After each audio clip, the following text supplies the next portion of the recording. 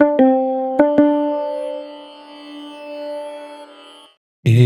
രാമ ഹരേ രാമ രാമ രാമ ഹരേ ഹരേ ഹരേ കൃഷ്ണ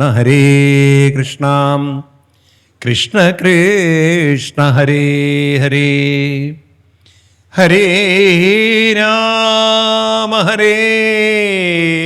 രാമ രാമ രാമ ഹരേ ഹരേ ഹരേ കൃഷ്ണ കൃഷ്ണ കൃഷ്ണ കൃഷ്ണ ഹരേ ഹരേ. സർവത്ര ഗോവിന്ദനാമസങ്കീർത്തനം. മാനവരാശി, അതായത് മനുഷ്യ ജീവിതം കടന്നുപോകുന്ന ജീവിത പ്രശ്നങ്ങളെ ഭാഗവതത്തിലൂടെ നമുക്ക് നോക്കിക്കാണാൻ സാധിച്ചാൽ, അതായത് ഇന്ന് ഞാനും നിങ്ങളൊക്കെ അനുഭവിക്കുന്ന പല പ്രശ്നങ്ങളെയും ഭാഗവതത്തിലൂടെ ഒന്ന് നോക്കിക്കാണാൻ സാധിച്ചാൽ നമ്മുടെ പല ചോദ്യങ്ങൾക്കുമുള്ള ഉത്തരം ഭാഗവതത്തിൽ നിന്നും നമുക്ക് എടുക്കാൻ സാധിക്കും. പലപ്പോഴും നമ്മൾ ഭാഗവതം കേൾക്കുന്നത് നമ്മുടെ ജീവിതവുമായി ബന്ധപ്പെടുത്തിയിട്ടല്ല, അതൊരു വേറെ ഒരു കഥയായി പോവുകയാണ്. ഇന്ന് നമ്മൾ ഭാഗവതം പഠിക്കേണ്ടതൊരു സൈക്കോളജി ബേസ്ഡ് ആയിരിക്കണം. ഈ കാലഘട്ടത്തിൻ്റെ ജീവിത പ്രശ്നങ്ങളെ അന്നത്തെ കഥകളുമായി നമുക്കൊന്ന് കൂട്ടിച്ചേർത്ത് വായിക്കാൻ സാധിക്കണം. It is A task. നമ്മൾ കുറച്ചൊരു ബ്രെയിൻ വർക്ക് നടത്തേണ്ടതുണ്ട്. കാരണം അന്നത്തെ കഥകൾ, ഇന്നത്തെ ജീവിതം, ഇത് രണ്ടും കൂടെ എങ്ങനെ യോജിപ്പിച്ചെടുക്കാൻ സാധിക്കുന്നുള്ളത്. അങ്ങനെ നമുക്ക് സാധിക്കുമ്പോൾ ഭാഗവതം നമുക്കുള്ളൊരു മാർഗദർശിയാണ്. It gives a way, it gives a solution. ജീവിതത്തിൻ്റെ ഒരു ഉത്തരം തരും. അതാണ് നമുക്ക് ഭാഗവതത്തിലൂടെ പഠിക്കാനുള്ളത്. അതുകൊണ്ട് ഇവിടെ ഇരിക്കുന്ന നിങ്ങളൊക്കെ വെറുതെ ഭാഗവതം കേൾക്കാനായി ഇരിക്കരുത്. നിങ്ങളുടെയൊക്കെ ബ്രെയിൻ്റെ അകത്ത് ഈ വർക്ക് നടക്കണം. ഇന്ന് നമ്മുടെ സമൂഹം അനുഭവിക്കുന്ന, ഇന്ന് നമ്മുടെ ചുറ്റുപാടിൽ നടക്കുന്ന ഓരോ കാര്യങ്ങളെയും അതിനെന്താണ് ഒരു ഉത്തരം? പല രക്ഷിതാക്കളും പല രീതിയിലുള്ള പ്രശ്നങ്ങളാണ് അനുഭവിക്കുന്നത്. കല്യാണം നടക്കാത്ത കുട്ടികൾ, കല്യാണം നടന്നിട്ട് പ്രശ്നങ്ങളുള്ളവർ, മക്കളുടെ ജീവിതം ശരിയാവാത്തവർ, മക്കളിലൂടെ പ്രശ്നങ്ങൾ അനുഭവിക്കുന്നവർ, ഇങ്ങനെ പല തട്ടിലുള്ള പ്രശ്നങ്ങൾ. ഇപ്പം തന്നെ നിങ്ങൾ ഹയർ ലെവലിലൊക്കെ നോക്കിക്കഴിഞ്ഞാൽ, യൂണിവേഴ്സിറ്റി ലെവലിലൊക്കെ നോക്കിക്കഴിഞ്ഞാൽ ചാൻസലർമാരുടെയൊക്കെ പ്രശ്നം ഒരു ഭാഗത്ത് ഇല്ലേ? ഉണ്ടോ ഇല്ലയോ?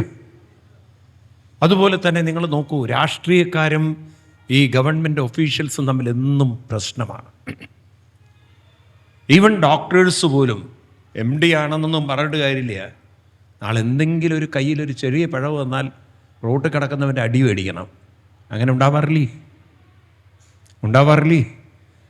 മയക്കുമരുന്നിന് അടിമപ്പെട്ട ഒരു അധ്യാപകൻ്റെ കുത്തേറ്റിട്ടാണ് ഒരു പെൺകുട്ടി ഡോക്ടർ മരിച്ചത്.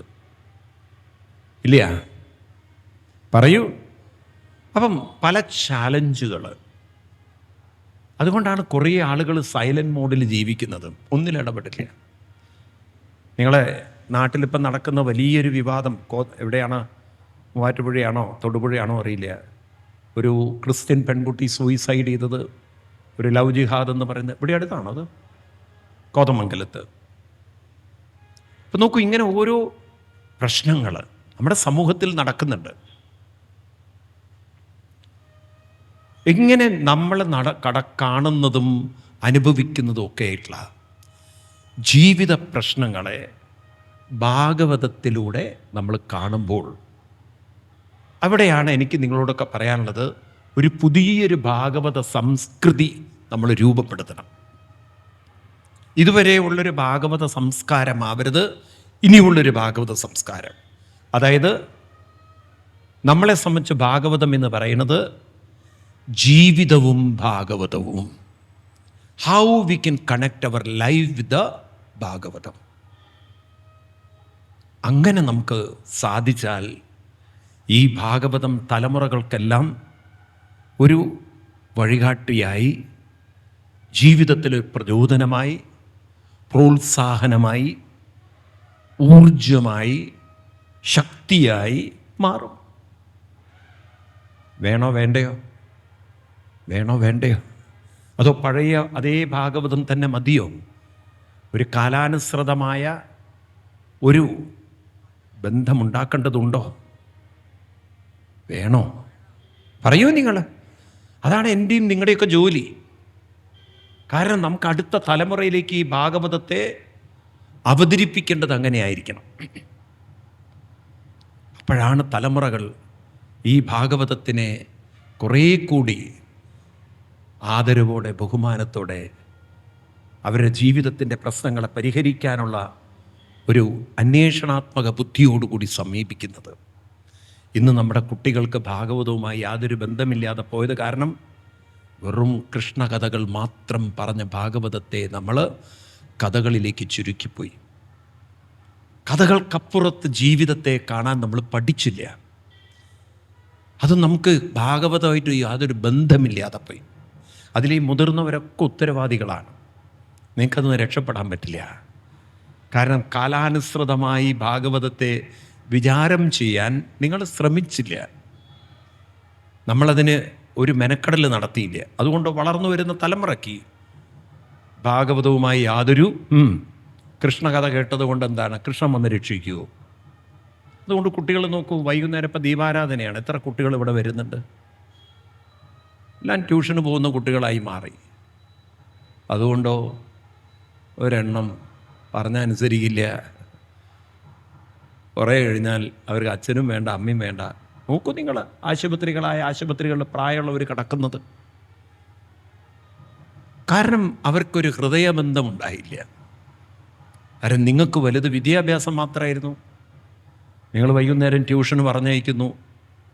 എന്നാൽ ഇതിനൊരു ഹൃദയമുണ്ടെന്നും ഹൃദയതാളമുണ്ടെന്നും ആ കുട്ടികൾക്ക് മനസ്സുണ്ടെന്നും അതിൽ വികാരങ്ങളുണ്ടെന്നും, വെറും ബുദ്ധി മാത്രം വീർത്താൽ പോരാ, മനസ്സിന് ശക്തിയില്ലെങ്കിൽ എത്ര അറിവുണ്ടായിട്ടും കാര്യമില്ല. നാളെ ഒരു വിമർശനമോ പരിഹാസമോ ഒരു പരാജയമോ വന്നാൽ ജീവിതം അതോടുകൂടി കഴിഞ്ഞു എന്നെന്തേ നമ്മളാരും മനസ്സിലാക്കാത്തത്? അതുകൊണ്ട് ഓരോ കഥയിലും ജീവിതം കാണാൻ സാധിക്കുകയാണ്. കഥകളിലൂടെ ഈ കാലഘട്ടത്തിൻ്റെ ജീവിതം, ഇതാണ് നമ്മുടെ സന്ദേശം. എന്താ പറഞ്ഞത്? കഥകളിലൂടെ ഈ കാലഘട്ടത്തിൻ്റെ മനുഷ്യ ജീവിതത്തെ കാണാൻ ശ്രമിക്കുക. വേണോ? വേണോ? പറയൂ, ചിന്തിക്കൂ നിങ്ങൾ. അപ്പം എനിക്കും നിങ്ങൾക്കും ഇതാണ് ജോലി, മെനക്കെടണം. അപ്പം നമ്മൾ ഇനി കാണുന്നൊരു കഥ ദക്ഷയാഗം എന്നൊരു കഥയാണ്. പോപ്പുലറാണ് കേരളത്തിൽ. തലശ്ശേരിക്കടുത്ത് കൊട്ടിയൂർ ക്ഷേത്രം ഈ ദക്ഷയാഗ കഥയുമായി ബന്ധപ്പെട്ടിട്ടുള്ള ഒരു സ്ഥലമാണ്. കഥ എല്ലാവർക്കും അറിയുന്നതാണ്. ഞാൻ കഥയിലെ ഡീറ്റെയിൽസിലേക്ക് പോകുന്നില്ല. കാരണം കഥ പറയാനല്ല നമ്മളിവിടെ ഇരിക്കുന്നത്. ദക്ഷൻ അദ്ദേഹത്തിൻ്റെ മക്കളിൽ ഒരാളായിരുന്നു സതി. ദക്ഷനൊട്ടും ഇഷ്ടമില്ലാത്ത ഒരു കാര്യമായിരുന്നു സതീദേവിയും ശിവനും തമ്മിലുള്ള അനുരാഗവും പ്രണയവും തുടർന്നുള്ള വിവാഹവും. ഇത്രയും രംഗങ്ങളെടുക്കുക നമ്മൾ ഭാഗവതത്തിൽ നിന്ന്. ദക്ഷൻ്റെ ഡീറ്റെയിൽസിലേക്ക് ഞാൻ പോകണ്ട. ഇന്ന് പല വീടുകളിലും അച്ഛനമ്മമാർ അനുഭവിക്കുന്ന ഒരു വലിയ പ്രശ്നമാണ് മക്കളുടെ പ്രേമം. ഒരുപക്ഷെ വീട്ടുകാർക്ക് ഇഷ്ടപ്പെടാത്ത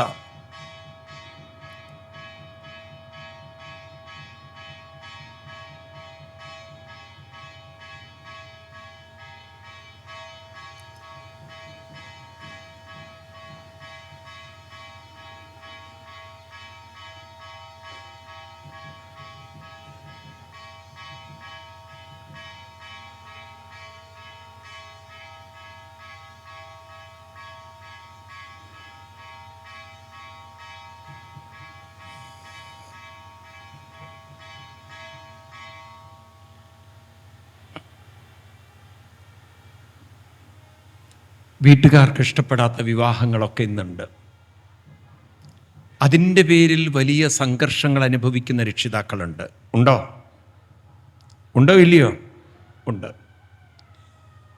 ഇത് പലപ്പോഴും പരിഹരിക്കാൻ പറ്റാതെ അവസാനം മക്കളാണ് ജയിക്കുക. കാരണം അവരൊരു പ്രേമം മുറുകെ പിടിച്ചാൽ അവർ ഒരു വിട്ടുവീഴ്ചയ്ക്കും തയ്യാറാവില്ല.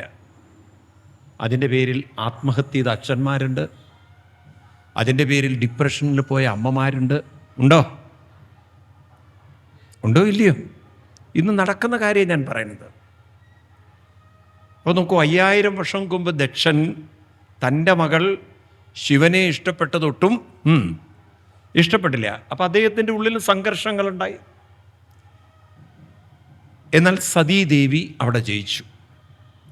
അവസാനം സതീദേവി ശിവനെ സ്വീകരിച്ചു. അത് ദക്ഷന് വലിയ അമർഷമുണ്ടായി. ശിവനോടൊരു വിരോധമുണ്ടായി. ശിവനോടൊരു വെറുപ്പുണ്ടായി. അങ്ങനെയല്ലേ മകൾ പോയി കഴിഞ്ഞാൽ പിന്നെ ഒരച്ഛനും അമ്മയ്ക്ക് അത് ഉൾക്കൊള്ളാൻ പറ്റില്ലേ? പറ്റുമോ? പറയൂ. അപ്പോൾ ഈ കഥ കേൾക്കുമ്പോൾ നമ്മളെന്താ വിചാരിക്കേണ്ടത്? മക്കൾക്ക് വിട്ടുകൊടുക്കണം എന്നാണോ എല്ലാം? അവിടെയാണ് നിങ്ങളൊക്കെ ഉത്കണ്ഠപ്പെടുന്ന കാര്യം. ഇന്ന് നമ്മൾ ഉത്കണ്ഠപ്പെടുന്നത് എന്തുകൊണ്ടാണ് അറിയോ? അപ്പം നിങ്ങളുടെ മക്കൾ വേറൊരാളെ കല്യാണം കഴിക്കുമ്പോൾ അത് ജാതി മാറിയുള്ള കല്യാണം, അതൊരു വലിയ വിഷയം തന്നെയാണ്. അതുപോലെ തന്നെ യോഗ്യതകളില്ലാത്തവരായിട്ടുള്ള കല്യാണം. MBBS കഴിഞ്ഞ ഒരു പെൺകുട്ടി സ്റ്റേഷനറിയിൽ ജോലി ചെയ്യുന്ന ഒരുത്തനെ കെട്ടിക്കഴിഞ്ഞാൽ, പ്രേമത്തിൻ്റെ പേരിൽ കെട്ടിക്കഴിഞ്ഞാൽ അതൊരു സമൂഹത്തിൽ ഉൾക്കൊള്ളാൻ ഇത്തിരി പറയൂ ബുദ്ധിമുട്ടാണ്. കാരണം ഇത്രയും വിദ്യാഭ്യാസമുള്ള ഒരു പെണ്ണ് ഒരു വിദ്യാഭ്യാസമില്ലാത്ത ചെക്കൻ്റെ കൂടെ പോയി എന്നുള്ളൊരു പ്രശ്നം ഉണ്ടാവുമോ? പറയൂ. ഇവിടെയൊക്കെ പലപ്പോഴും അച്ഛനമ്മമാരുടെ ഉത്കണ്ഠ, മകളുടെ ഒരു ജീവിതം തകർന്നു പോകുമോ? മകളുടെ ഒരു ജീവിതം അവൾ യോഗ്യതയില്ലാത്ത, അർഹതയില്ലാത്ത ഒരുത്തൻ്റെ കൂടെ പോകുന്നത് കുലത്തിനും ഒരു വിഷമം, അവൾക്കും ഒരു വിഷമം. ഇങ്ങനെയൊക്കെയുള്ള ചില ആശങ്കകൾ. അതിനൊരുപാട് കാരണങ്ങളുണ്ട്. ചിലർക്ക് ഈ ജാതി സ്പിരിറ്റ് വളരെ കൂടുതലുണ്ടാവരുണ്ടാവും. ചിലവർക്കാണെങ്കിൽ മക്കളെക്കുറിച്ചുള്ള വലിയൊരു സ്വപ്നങ്ങളുണ്ടാവും. ചിലർക്ക് സമൂഹം എന്ത് ചിന്തിക്കുന്നു എന്ന് ചിന്തിക്കുന്നവരുണ്ടാവും. ഇല്ലേ? ഉണ്ടാവുമോ ഇല്ലയോ? പല ഘടകങ്ങളുണ്ടാവും. ഇതിൻ്റെ ഉത്തരവാദികൾ നിങ്ങൾ തന്നെയാണ്. കാരണം എന്താണെന്ന് വെച്ച് കഴിഞ്ഞാൽ, എപ്പോഴും ഓർക്കുക, മനസ്സിന് ആകർഷണമുണ്ട്. മനസ്സിന് ആകർഷണമുണ്ട്. ചെറുപ്പത്തിലെ ഒരു ആത്മീയ സംസ്കാരമുള്ള കുട്ടികൾ, അതിനാണ് വൈകുന്നേരങ്ങളൊക്കെ നാമം ജപിപ്പിക്കുന്നത്.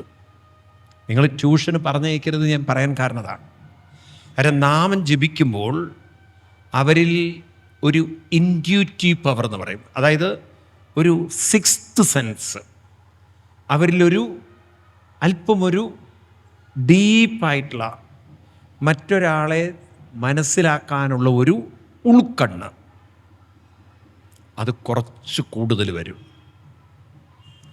അങ്ങനെയുള്ളവരൊരിക്കലും തൻ്റെ സംസ്കാരത്തോട് ചേരാത്ത ഒരാളോട് ഇടപഴകില്ല. ഇപ്പം തന്നെ നിങ്ങൾ നോക്കൂ, നിങ്ങൾ ഡെയിലി ജപമൊക്കെ ചെയ്യുന്നവരാണെങ്കിൽ എപ്പോഴും ഇങ്ങനെ വെറുതെ കൊച്ചു വർത്തമാനം, വേണ്ടാത്ത വർത്തമാനം, വീട്ടിലെ പ്രശ്നങ്ങൾ പറയുന്നവരോട് നമുക്ക് കണക്ട് ചെയ്യാൻ പറ്റില്ല. നമുക്ക് അറിയാം അവർ ഇതൊരു വലിയ ശല്യമാണെന്ന്. നേരെ മറിച്ചൊരു ആത്മീയ ബോധമുള്ള ഒരാളുമായി വേഗം കണക്റ്റഡ് ആവും നമ്മൾ. മനസ്സിലായില്ലേ? അല്ലാത്തവരെ, അതാണ് ഈ ഹസ്ബൻഡ് ആൻഡ് വൈഫിലൊക്കെ ഉള്ള പ്രശ്നം. കണക്ഷൻ ഉള്ളവർ വളരെ കുറവാണ്. കാരണം ഒരാൾ വളരെ ലോവറായി ചിന്തിക്കും, മറ്റൊരാൾ വേറൊരു തലത്തിൽ ചിന്തിക്കും. ഈ വൈകുന്നേരങ്ങളൊക്കെ ഒരു നാമജപ സംസ്കാരമുള്ളവർ വേണ്ടാത്തൊരു കണക്ഷനിൽ പോയി എന്ന് വെച്ചാൽ ഒരു ആത്മീയത ഇല്ലാത്തവരിൽ കണക്ട് ചെയ്യുന്നത് വളരെ വിരളായിരിക്കും. അതിനെ പറയും ഒരു വൈബ് എന്ന് പറയും, ഒരു കണക്ഷൻ ഉണ്ടാകുക. ശരിയാണോ ഞാൻ പറയുന്നത്? ഈ പറയുന്നത് ശരിയാണോ? പറയൂ. അപ്പം അങ്ങനെ ഒരു ശീലം നമ്മുടെ കുട്ടികളിലുണ്ടെങ്കിൽ അവർ അർഹതയില്ലാത്തവൻ്റെ തോളിൽ കൈവയ്ക്കില്ല. അപ്പം അവരെ അർഹതയില്ലാത്തവരുടെ തോളിൽ കൈവയ്ക്കാൻ നിങ്ങൾ അവസരമൊരുക്കി വയ്ക്കുക. അവരുടെ ദൗർബല്യമല്ല, നിങ്ങളുടെ അശ്രദ്ധയാണ് അവരെ വഴിതെറ്റിച്ചത്. നിങ്ങളുടെ ദൗർബല്യമല്ല, അവരുടെ ദൗർബല്യമല്ല, നിങ്ങളുടെ പറയൂ അശ്രദ്ധയാണ്. മനസ്സിലാവേണ്ട നിങ്ങൾക്ക്. അതുകൊണ്ടാണ് കുട്ടികളിൽ ചെറുപ്പത്തിൽ തന്നെ എന്തു വരണം? ഒരു നാമജപ സംസ്കാരം. പറയൂ. സന്ധ്യയ്ക്കൊക്കെ ട്യൂഷന് പറഞ്ഞയക്കൂ. അപ്പോൾ അവിടെ വല്ല പ്രേമത്തിലും ചെന്ന് പെടുന്നു. നിങ്ങൾ ആ ബുദ്ധി മാത്രമേ നോക്കുന്നുള്ളൂ. ആ കുട്ടിക്കൊരു മനസ്സുണ്ടെന്നും അതിൽ പ്രണയമുണ്ടെന്നും അത് പലരോടും ചില ദുർബല വികാര നിമിഷങ്ങളിൽ കണക്റ്റഡ് ആകുമെന്നൊന്നും നിങ്ങൾ അറിയുന്നില്ല. മനസ്സിലായില്ലേ? അപ്പോൾ അവർക്ക് ശ്രദ്ധിക്കുക നിങ്ങൾ. മനുഷ്യന് ബുദ്ധി മാത്രമല്ല, ഒരു ലെഫ്റ്റ് ബ്രെയിൻ മാത്രമല്ല, മനുഷ്യനൊരു റൈറ്റ് ബ്രെയിൻ മാത്രമല്ല, മനുഷ്യനൊരു മിഡിൽ ബ്രെയിൻ ഉണ്ട്. അതാണ് പരമശിവൻ്റെ തൃക്കണ്ണ്. അതിൻ്റെ പേരാണ് ഇൻറ്റ്യൂറ്റീവ് ഐ. അതിൻ്റെ പേരാണ് ഇൻ്റലിജൻസ് ഐ. അതിൻ്റെ പേരാണ് വിവേകത്തിൻ്റെ കണ്ണ്. അതിൻ്റെ പേരാണ് ഉൾക്കണ്ണ്. മനസ്സിലാവുണ്ടോ? ഈ കണ്ണ് തുറക്കണമെങ്കിൽ അതിന് നാമജപ സംസ്കാരങ്ങൾ അവർക്ക് പറയൂ ഉണ്ടാവണം. സതീദേവി പരമശിവനിൽ കണക്ട് ചെയ്തിട്ടുണ്ടെങ്കിൽ തീർച്ചയായിട്ടും സതീദേവിയിൽ ആ ഒരു ആത്മീയമായ ഒരു ഉന്നത ഭാവം ഉണ്ടാവണം. അല്ലാത്ത ഒരാൾക്ക് ശിവനുമായി കണക്ട് ചെയ്യാനൊട്ടും എന്താ മിണ്ടാത്തത് നിങ്ങൾ? ദക്ഷൻ ആ തലത്തിലേക്ക് എത്തിയിട്ടില്ല. ദക്ഷൻ അതുകൊണ്ട് അതിനെ എതിർക്കണം. പക്ഷെ നമ്മുടെ കുട്ടികൾക്ക് നമ്മൾ ആദ്യം ഒരു ആത്മീയതയുടെ ഒരു സംസ്കാരം അവരിൽ ഉണ്ടാക്കി വെക്കണം. ഇന്ന് നമ്മുടെ ഹിന്ദു മതത്തിൽ അത് കംപ്ലീറ്റ്ലി പോയി എന്നുള്ളതാണ്. മുഴുവൻ പോയി എന്ന് പറയാൻ പറ്റില്ല, കുറേ വീടുകളിലുണ്ട്. എന്നാലും ഇപ്പോഴും നല്ലൊരു ശതമാനം അച്ഛനമ്മമാർ സന്ധിക്കും കുട്ടികളെ ട്യൂഷന് പറഞ്ഞയക്കുന്നവരാണ്. ആണോ അല്ലയോ? പറയൂ. എവിടെ നേരെയാവുക? നിങ്ങൾ നോക്കൂ, നല്ല അമ്പലങ്ങളുണ്ട്. പറയുമ്പോൾ നിങ്ങളുടെ ഈ ക്ഷേത്രമൊക്കെ വലിയ ഒരു ശക്തി ക്ഷേത്രങ്ങളായിട്ടാണ് പറയുക. പക്ഷേ വൈകുന്നേരം എത്ര പേര് വരുന്നുണ്ട്? കാലം കൊണ്ടെങ്കിലും ഇവിടെയൊക്കെ വൈകുന്നേരം കുട്ടികൾ വന്നിരുന്ന് ലളിതാ സഹസ്രനാമൊക്കെ ചൊല്ലേണ്ട ഒരു സംസ്കാരം വാർത്തെടുക്കണ്ടേ? വേണോ വേണ്ടയോ? പറയൂ.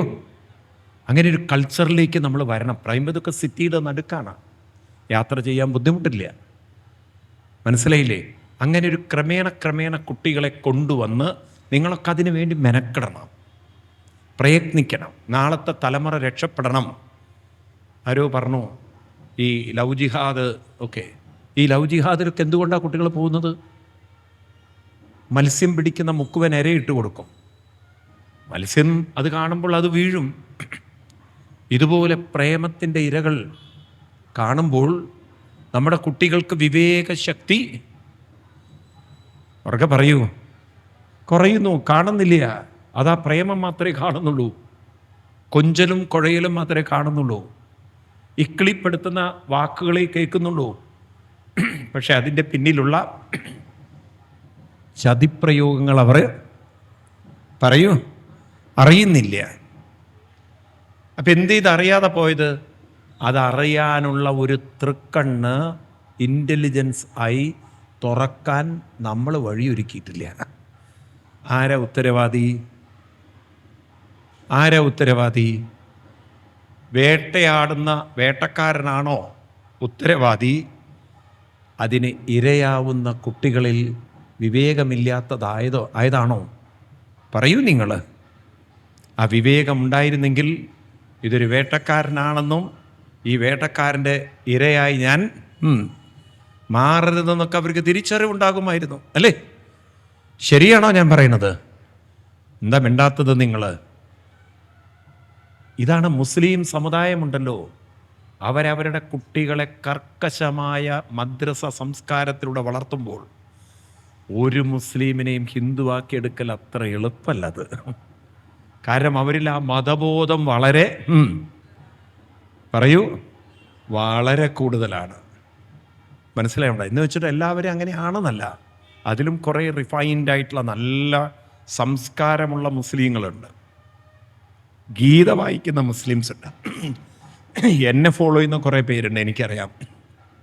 ഞാൻ മലപ്പുറത്ത് സപ്താഹം നടത്തുമ്പോൾ അവിടെ വന്നിരിക്കുന്ന മുസ്ലിങ്ങളുണ്ട് സപ്താഹത്തിന്, അനുഭവസ്ഥനാണ്. അപ്പോൾ ഇപ്രകാരം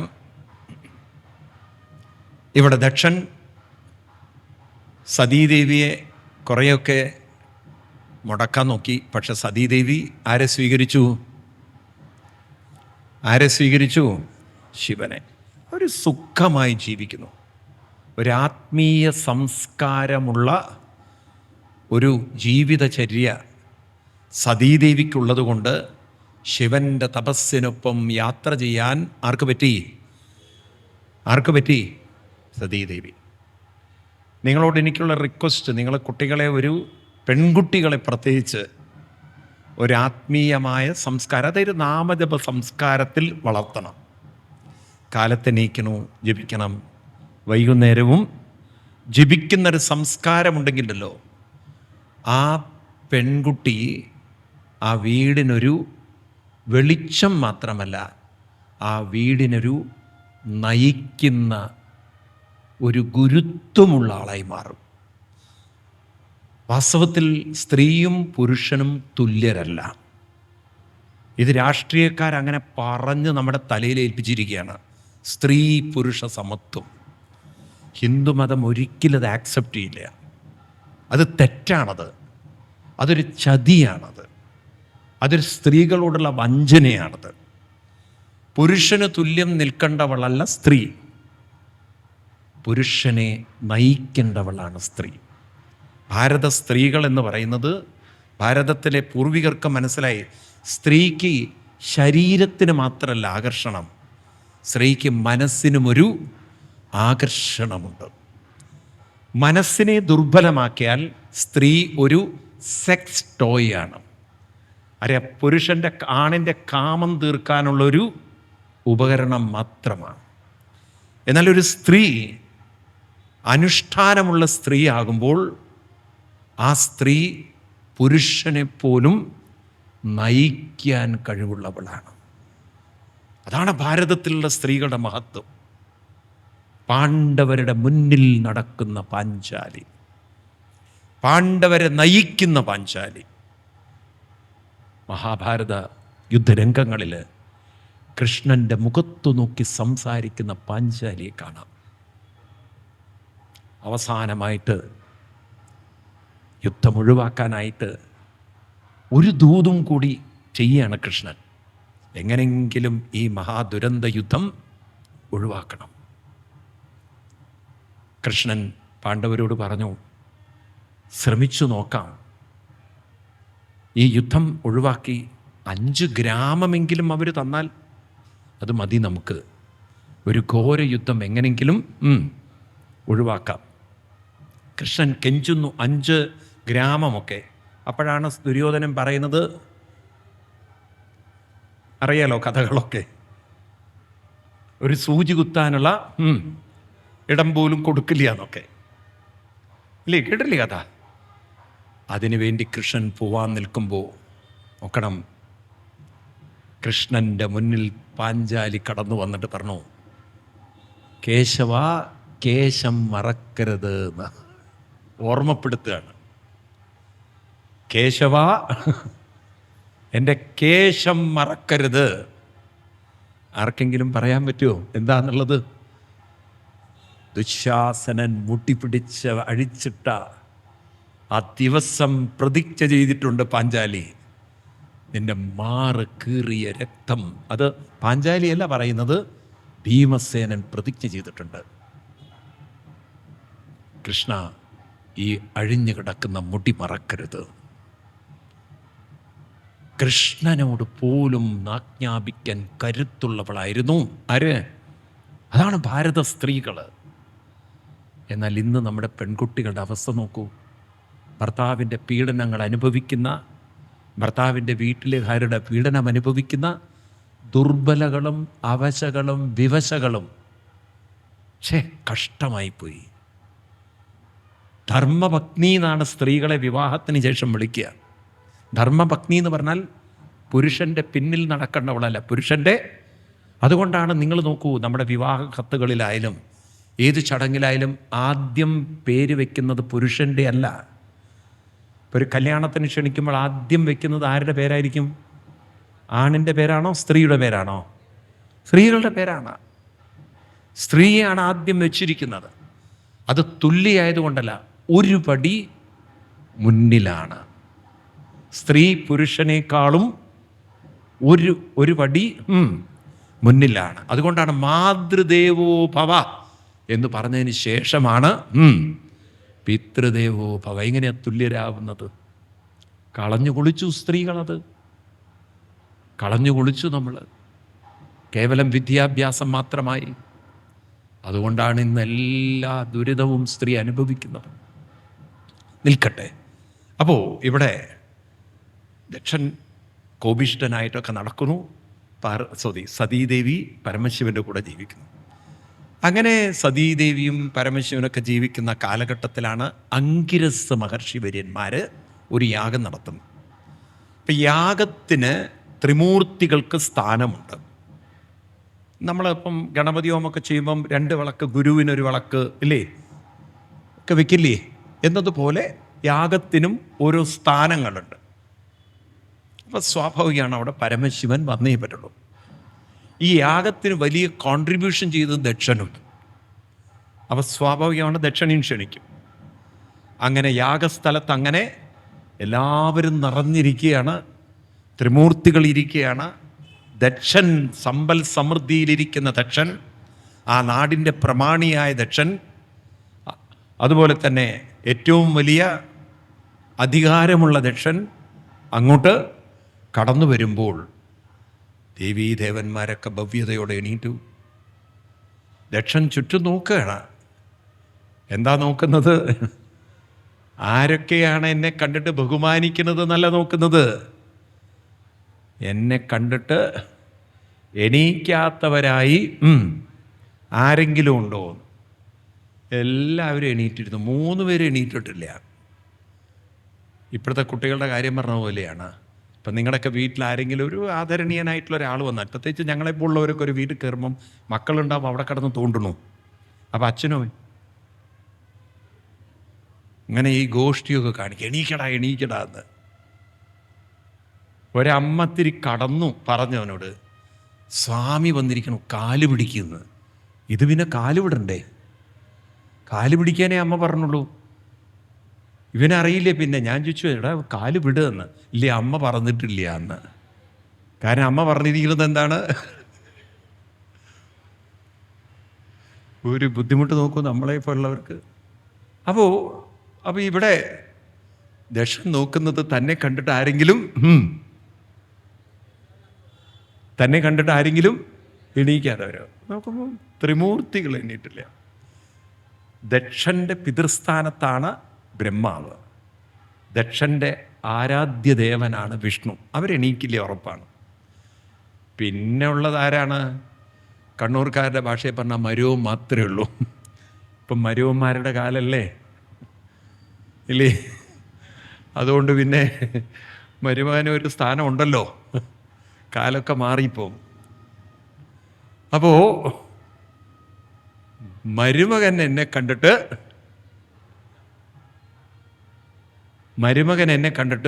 ഞാൻ ഈ പറയുമ്പോൾ വേണ്ടാത്തതൊന്നും കണക്ട് ചെയ്യരുത്. കാരണം എനിക്കറിയാം പലരുടെയും മുഖത്തുള്ള എക്സ്പ്രഷനൊക്കെ എന്താ നിങ്ങളൊക്കെ അർത്ഥമാക്കുന്നത് എന്നുള്ളത്. ഞാൻ അങ്ങനെയൊന്നും കടന്ന് ചിന്തിച്ചിട്ടില്ല. എനിക്ക് പക്ഷെ നിങ്ങളുടെ മുഖത്തൂടെ വായിക്കാൻ പറ്റുന്നുണ്ട് ബാക്കി പത്രങ്ങൾ. Okay, let it be. ഇപ്പോൾ ഇവിടെ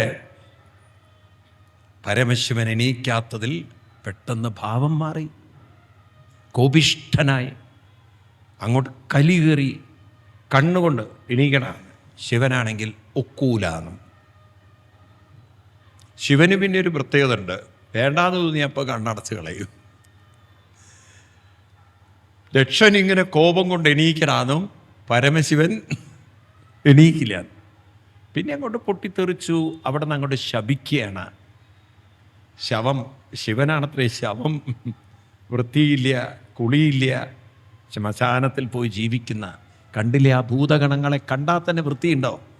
കഷ്ടം, എൻ്റെ ആ സുന്ദരിയായ മകളെ ഇവൻ അടിച്ചു മാറ്റിയല്ലോ, ഇവൻ തട്ടിക്കൊണ്ടുപോയല്ലോ, ആ കുട്ടിയുടെ ഒരു ഭാവി പോയല്ലോ ദൈവമേ എന്നൊക്കെ പറഞ്ഞ് ശിവനെ കണക്കറ്റങ്ങോട്ട് ചീത്ത. സാധാരണ നമ്മൾ കേൾക്കാറ്, ശിവന് കോപം വന്ന മൂന്നാമത്തെ കണ്ണ് തുറന്നാൽ പിന്നെ എല്ലാം ഫിനിഷ്ഡ്, ഫയർ എഞ്ചിൻ വിളിക്കേണ്ടി വരും, കത്തിച്ചാമ്പലാക്കി കളയും. എന്നാൽ ഈ ദക്ഷൻ്റെ വാക്കുകളൊന്നും ശിവനെ ഒരു തരത്തിലും ഇളക്കിയില്ല. ശിവൻ അതൊക്കെ നെവർ മൈൻഡ് അടിച്ചു, കേട്ട ഭാവം നടിച്ചില്ല. കോപിഷ്ഠനായ ദക്ഷൻ ശപിച്ചു കളഞ്ഞു. ഇനി മേലാൽ ഒരു യാഗത്തിനും ശിവന് സ്ഥാനമില്ലാതെ പോട്ടെ. ഒരു ശാപം കൂടി കൊടുത്തു, കൊടുക്കുന്ന വരങ്ങളൊന്നും ഏൽക്കാതെ പോട്ടെ. ശിവനെ ശപിച്ച, മരുമകനെ ശപിച്ച അമ്മായിയപ്പനാണ് ആര്? ദക്ഷൻ. അതുകൊണ്ടാണ് മരുമകൻ പണിയുന്ന പാലൊക്കെ പൊളിയുന്നത്. ആരുടെ ശാപമാണെന്ന് എനിക്കറിയില്ല, മനസ്സിലായില്ലേ? ഇനിയിപ്പോൾ നിങ്ങൾക്ക് വേണ്ടി പറയുകയാണ്, ഇനിയിപ്പോൾ സംശയമേ വേണ്ട നിങ്ങൾക്ക്. അപ്പോൾ ഇവിടെ പരമശിവൻ ദക്ഷനെ അങ്ങോട്ട്, മരുമകനാണോ അമ്മായിയപ്പനെ ശപിച്ചത്? പിന്നെ എന്താ വായും പൊളി കേട്ടിരിക്കണത്? ശിവനെ ആര് ശപിച്ചു? ദക്ഷൻ ശപിച്ചു കളഞ്ഞു. ഇത് കേട്ട് ശിവൻ്റെ നന്ദീശ്വര സ്വാമി ആ ദക്ഷനെ ശപിച്ചു. നിനക്ക് അധികം വൈകാതെ ആടിൻ്റെ തല കിട്ടട്ടെ എന്ന്. ഏതിൻ്റെ തല? ബസ്തമുഖോ അജിരാത്, വല്ലാതെ വൈകാതെ നിനക്ക് ആടിൻ്റെ തല കിട്ടട്ടെ എന്ന് ശപിച്ചു. അങ്ങോട്ടും ഇങ്ങോട്ടും യാഗഭൂമി ശാപഭൂമിയാക്കി. അമ്മായിയപ്പനും മരുമകനും തുടങ്ങിയതാണ്, അങ്ങനെ നല്ലൊരു നാട് ശാപഭൂമിയാക്കി. ഈ തരത്തിൽ അവിടെ നിന്ന് ദക്ഷൻ കോപിഷ്ഠനായി ഇറങ്ങിപ്പോയി. പിന്നീട് യാഗത്തിന് ദക്ഷൻ്റെ ആവശ്യമില്ല, യാഗം ഗംഭീരമായി നടന്നു. അത് കഴിഞ്ഞ് ശിവൻ തിരിച്ചുപോയി. സതീദേവി ചോദിച്ചു, എങ്ങനെയുണ്ടായിരുന്നു യാഗം? അച്ഛനെ കണ്ടില്ലേ? അച്ഛനോട് നന്നായിട്ട്. അച്ഛൻ എന്ത് പറഞ്ഞു? സുഖമായിട്ടിരിക്കണു. ഞാൻ ശിവനെ നമസ്കരിക്കുന്ന അവിടേക്കാണ്.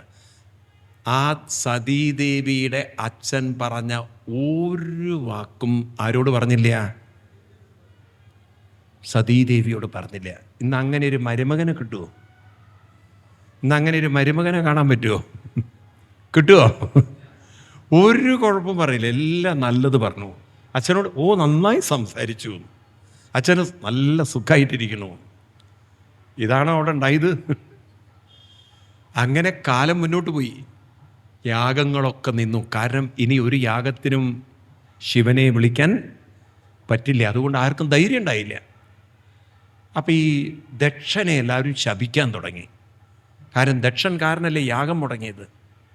അപ്പം ദക്ഷനൊരു വിചാരം, എങ്കിൽ ഞാൻ തെളിയിക്കും ശിവനില്ലാതെയും യാഗം നടത്താൻ സാധിക്കും.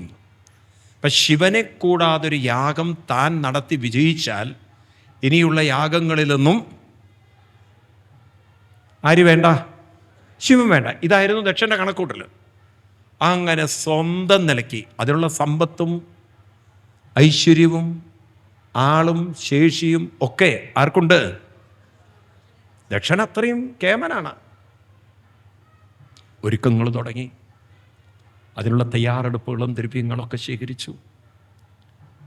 അതിനുള്ള യജ്ഞങ്ങൾ ചെയ്യാനുള്ള ആചാര്യന്മാരെയൊക്കെ സംഘടിപ്പിച്ചു. എല്ലാവരെയും ക്ഷണിച്ചു. എന്നാൽ ഒരാളെ ക്ഷണിച്ചില്ല. ശിവനെ പോട്ടെ, ആരെ? സ്വന്തം മകളെ ആര് ക്ഷണിച്ചില്ല? ദക്ഷൻ ക്ഷണിച്ചില്ല. അങ്ങനെ ഒരു വശത്ത് യാഗമൊക്കെ ആരംഭിച്ചു. പക്ഷെ യാഗത്തിൻ്റെ പ്രധാന ചടങ്ങിൽ ത്രിമൂർത്തികൾ ഇരിക്കണം എന്നാണ്. അതിന് ബ്രഹ്മാവും വിഷ്ണുവും വരണം. പക്ഷെ ബ്രഹ്മാവ് വിഷ്ണുവിനോട് ചോദിച്ചു, അങ്ങ് പോകണ്ടോ? വിഷ്ണു ഭഗവാൻ പറഞ്ഞു, ഞാൻ ട്രിപ്പ് ക്യാൻസൽ ചെയ്തു. കാരണം അവിടെ ശിവനില്ലാത്തതുകൊണ്ട് യാഗം പൂർണ്ണമാവില്ല.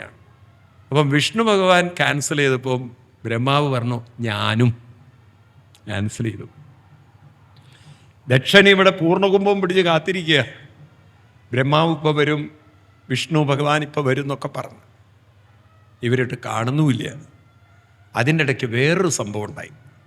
സതീദേവി അച്ഛൻ്റെ യാഗവിശേഷങ്ങൾ അറിഞ്ഞ് പരമശിവനോട് പറഞ്ഞു, അച്ഛൻ നേരിട്ട് വന്ന് ക്ഷണിക്കാത്തതേ അവിടുത്തെ തിരക്കും ബഹളമൊക്കെ ആയിരിക്കും. എന്ന് മാത്രമല്ല, അച്ഛൻ കരുതി കാണും അങ്ങേക്ക് അവിടെ ഒരു സ്ഥാനമുണ്ടല്ലോ, അപ്പം അങ്ങ് ചെല്ലുമ്പോൾ എന്നെയും കൊണ്ടുപോകുന്നു. പാവം സതീദേവി അന്നത്തെ പൊല്ലാപ്പൊന്നും അറിയില്ല, അന്ന് എന്ത് നായാട്ടം അവിടെ നടന്നതെന്നുള്ളത്. സതീദേവിയുടെ വിചാരം യാഗമുള്ളിടത്ത് ശിവൻ പോവും, കൂട്ടത്തിൽ എനിക്കും പോവാം, അച്ഛൻ്റെ യാഗമാണല്ലോ. ഈ പാവം അതും കാത്തിരിക്കുക. ശിവനോട് പറഞ്ഞു, അപ്പം അങ്ങ് തയ്യാറാവുന്നില്ലേ, അങ്ങ് പുറപ്പെടുന്നില്ലേ, യാഗത്തിന് പോകേണ്ട സമയമായില്ലേ? അപ്പം പരമശിവൻ പറഞ്ഞു, ദേവി, കാരണം ശിവൻ അങ്ങനെ, കാരണം ശിവനറിയാലോ എന്തിനാ ഇപ്പം ഈ യാഗം ഉണ്ടാക്കാൻ പോകുന്നതെന്നുള്ളത്. ശിവൻ അങ്ങനെ പോകുന്ന ഒരു ലക്ഷണവും ഇല്ല. ശിവൻ ദേവിയോട് പറഞ്ഞു, ദേവിക്കൊരു വിഷമം തോന്നണ്ട, ചിലവരൊക്കെ വിളിച്ചാൽ പോവാതിരിക്കുന്ന തടിക്ക് നല്ലതാണ്. ചിലവരൊക്കെ വിളിച്ചാലും പോവാതിരിക്കുന്നത് അവനവൻ്റെ ആരോഗ്യത്തിന് നല്ലതാണ്. ദേവി, ഞാൻ ഈ യാഗത്തിനില്ല. ഈ ദേവിക്കൊരു വിഷം, എന്ത് പറ്റി? സതീദേവി, ഞാനില്ല, എന്നെ നിർബന്ധിക്കണ്ട. അപ്പം സതീദേവി ചോദിച്ചു, എന്നാൽ ഞാൻ അവിടുത്തെ ഇഷ്ടം ഭഗവാൻ ശിവൻ മുടക്കിയില്ല. ഇന്നാണെങ്കിൽ അങ്ങനെ ഏതെങ്കിലും മരുമകൻ പറഞ്ഞയക്കോ, നിൻ്റെ അച്ഛൻ്റെ സ്വഭാവം കണ്ടിട്ട് പോരുത്, ഇവിടുന്ന് ഇറങ്ങിപ്പോരുതെന്ന് പറയും, ഇല്ലേ? അങ്ങനെ ചെയ്യില്ലേ? ഉണ്ടോ? നീ അങ്ങോട്ട് പോയാൽ പിന്നെ ഇങ്ങോട്ട് കയറേണ്ടി വരില്ല. അങ്ങനെയൊക്കെ ഭീഷണിപ്പെടുത്തും, അല്ലേ? കാലം അതല്ലേ. എന്നാൽ ശിവനൊന്നും വേണ്ടിയില്ല, ദേവിയുടെ ഇഷ്ടം, ആസ് യു വിഷ്. സതീദേവി അവിടെ നിന്ന് ഇറങ്ങുമ്പോൾ നന്ദീശ്വര സ്വാമിക്ക് തോന്നി, പാവം ഒറ്റയ്ക്ക് പോയി ഇൻസൾട്ടഡ് ആവണ്ട. ശിവനോട് കാണിച്ച സകല കുനുട്ടും ഈ ദക്ഷൻ ഒരുപക്ഷെ ആരോട് കാണിക്കും? സതീദേവിയോട് കാണിച്ചാൽ അത് താങ്ങാനുള്ള കഴിവ് ദേവിക്കുണ്ടാവില്ല. അതുകൊണ്ട് നന്ദീശ്വര സ്വാമികളും ഭൂതഗണങ്ങളും കൊട്ടും കുരവിയും വാദ്യമായിട്ട് അങ്ങോട്ട് പോവുകയാണ്. ഈ കൊട്ടൊക്കെ കേട്ടപ്പോൾ ദക്ഷൻ കരുതി ബ്രഹ്മാവും മറ്റും വരികയാണെന്ന്. അവിടെ നിന്ന് ഭയങ്കര ബഹളം, പൂർണ്ണകുംഭം ശരിയാക്കും, അത് ശരിയാക്കും, ഇത് ശരിയാക്കുമെന്ന്. ഈ മാലയും ബൊക്കയും പൂർണ്ണകുംഭമൊക്കെ ആയിട്ട് കവാടത്തിലേക്ക് വന്ന് നോക്കുമ്പോൾ സതിയാ വരുന്നത്. കണ്ടതും കോപം കൊണ്ട് സ്വഭാവം മാറി, കണ്ണൊക്കെ ചുവന്നു. ആ കൂട്ടത്തിലേക്ക് നോക്കുകയാണ്. ആരെ? ആ വന്ന കൂട്ടത്തിനിടയിൽ എവിടെങ്കിലും ശിവനുണ്ടോയെന്ന്. എന്നാൽ പിന്നെ കത്തിയിട്ടുണ്ടാവും അയാൾ. ആ ശിവനില്ലാത്തതുകൊണ്ട് വലിയ കുഴപ്പമുണ്ടായില്ല. എന്നാലും ഒരു പുച്ഛത്തോടെ, അവജ്ഞയോടെ ആ സതിയെ കണ്ട ഭാവം നടിക്കാതെ, ആര് പറഞ്ഞോ നിന്നോട് ഇങ്ങോട്ട് എഴുന്നള്ളാൻ, ആരാ നിന്നെ വിളിച്ചത്, ഈ ഒരു ഭാവത്തോടെ തിരിഞ്ഞങ്ങോട്ട് നടന്നു. തന്നെ കണ്ടിട്ടും തന്നെ അങ്ങോട്ട് ഒരു പുച്ഛത്തോടെ നോക്കിക്കൊണ്ട് ആ ദക്ഷൻ നടന്നത് സതിയുടെ നെഞ്ചത്തു കൊണ്ട ഒരു അമ്പ് പോലെ. കാരണം സതി പ്രതീക്ഷിച്ചില്ല അച്ഛൻ ഇങ്ങനൊരു പെരുമാറ്റം തന്നോട് കാണിക്കുമെന്ന്. അപ്പോഴാണ് നന്ദീശ്വര സ്വാമികൾ കഥയൊക്കെ പറഞ്ഞു. ഈ യാഗം സംഘടിപ്പിച്ചു തന്നെ ശിവനെ കരുതിക്കൂട്ടി അവഹേളിക്കാനാണ്, അപമാനിക്കാൻ. ഓ കഷ്ടം! ആ പരമശിവനെ നിന്ദിക്കുന്ന സ്ഥലത്താണല്ലോ ഞാൻ എത്തിച്ചേർന്നത്. ആ പരമശിവനെ അവഹേളിക്കുന്നൊരു യാഗഭൂമിയിലല്ലേ എത്തിച്ചേർന്നത്. എന്തൊരു പാപിഷ്ഠയാണ് ഞാൻ. ആ കുറ്റബോധം ദേവിയെ വേട്ടയാടി. ആ ദക്ഷൻ്റെ അടുത്തേക്ക് ചെന്നു. തന്നെ വിളിച്ചില്ലെങ്കിലും പറഞ്ഞു, എല്ലാവരോടും ദയ കാണിക്കുന്ന, എല്ലാവരോടും കരുണ കാണിക്കുന്ന, എല്ലാ ഭൂതങ്ങളെയും കൈപിടിച്ചുയർത്തുന്ന ആ പരമശിവനെയാണോ അങ്ങ് വെറുക്കുന്നത്? അങ്ങയ്ക്കതിനുള്ള യോഗ്യതയുണ്ടോ? നിന്റെ പുത്രിയായി ഞാൻ ജനിച്ചു പോയല്ലോ, കഷ്ടം. ഇനി നിന്റെ പുത്രിയായി ഞാൻ തുടരാൻ ആഗ്രഹിക്കുന്നില്ല. കത്തി ജ്വലിക്കുന്ന യാഗ അഗ്നിയിലേക്ക്, യാഗകുണ്ഡത്തിലേക്ക് സ്വന്തം ജീവിതം സമർപ്പിച്ചു. ഈ വിവരം ശിവനെ അറിയിച്ചു. നന്ദീശ്വര സ്വാമികളും മറ്റും കോപം കൊണ്ട് താണ്ഡവ ഭാവത്തിലേക്ക് ഉയർന്ന ശിവൻ തൻ്റെ ജടയെടുത്തടിക്കുന്നതും അതിൽ നിന്ന് വീരഭദ്രൻ വരുന്നതും ആ വീരഭദ്ര സ്വാമികളോട് നന്ദീശ്വര ശാപത്തെ നടപ്പിലാക്കാൻ കൽപ്പന കൊടുക്കുകയാണ്. എന്താ ശാപം? അധികം വൈകാതെ നിനക്ക് ആടിൻ്റെ തല കിട്ടും. ഒരു കൊടുങ്കാറ്റ് പോലെ നന്ദീശ്വര സ്വാമിയും വീരഭദ്രനും അങ്ങോട്ട് ഓടിയെടുക്കുകയാണ്. ദക്ഷൻ്റെ യാഗശാലയിൽ കയറി തകർത്ത് തരിപ്പണമാക്കിയല്ല. പണ്ട് ശിവനെ ദക്ഷൻ പരിഹസിക്കുമ്പോൾ ദക്ഷപക്ഷത്ത് നിന്ന് കൂടി പരിഹസിച്ച കുറച്ച് പേരുണ്ട്. ഒരുത്തൻ അന്ന് പല്ലിളിച്ച് കാണിച്ച് ചിരിച്ചിരുന്നു അത്രേ ദക്ഷന് വേണ്ടിയിട്ട്. അവൻ്റെ പല്ല് തട്ടിയെടുത്തു. അതൊരു പ്രത്യേകത ഉണ്ടായി. ഈ വീരഭദ്രൻ തട്ടി ഓരോന്നെടുക്കും. ഇതെല്ലാം നന്ദീശ്വര സ്വാമി അവിടെ കൊണ്ട് ഹോമിക്കും. നോക്കണം, നെയ്യ് ഒഴിക്കേണ്ട ഹോമകുണ്ടത്തിൽ ഒരുത്തൻ താടി കുലുക്കി ചിരിച്ചു. അവൻ്റെ താടി പറിച്ചെടുത്തു. ഓം താടിയായ സ്വാഹ, ഒരുത്തൻ്റെ പല്ലായ സ്വാഹ. ഇങ്ങനെ ഓരോ ഭാഗങ്ങളൊക്കെ എടുത്ത് അന്ന് പരിഹസിച്ചവൻ്റെയൊക്കെ ഓരോ ഭാഗങ്ങളെടുത്ത് ഹോമകുണ്ടത്തിലിട്ട് അങ്ങനെ അവർ ആ ഹോമകുണ്ടം നശിപ്പിച്ചു. അവസാനം ദക്ഷൻ്റെ തല ആയുധം ഉപയോഗിക്കരുതെന്നാണ് യാഗത്തിന്. തിരിച്ചും പിരിച്ചു എടുത്തു. എങ്ങനെ എടുത്തു എന്നറിയില്ല സംഭവം, എന്തായാലും എടുത്തു. അപ്പോൾ എല്ലാവരും കൂടി പറഞ്ഞു, യാഗയജ്ഞം തുടങ്ങിക്കഴിഞ്ഞാൽ ആ യജമാനൻ പോയാൽ, യാഗത്തിന് മുമ്പ് യജമാനൻ പോയാൽ പിന്നെ അനർത്ഥമായിരിക്കും ആ നാടിന്. അതുകൊണ്ട് ഇവന് പെട്ടെന്ന് തല വെച്ച് കൊടുക്കണമെന്ന്.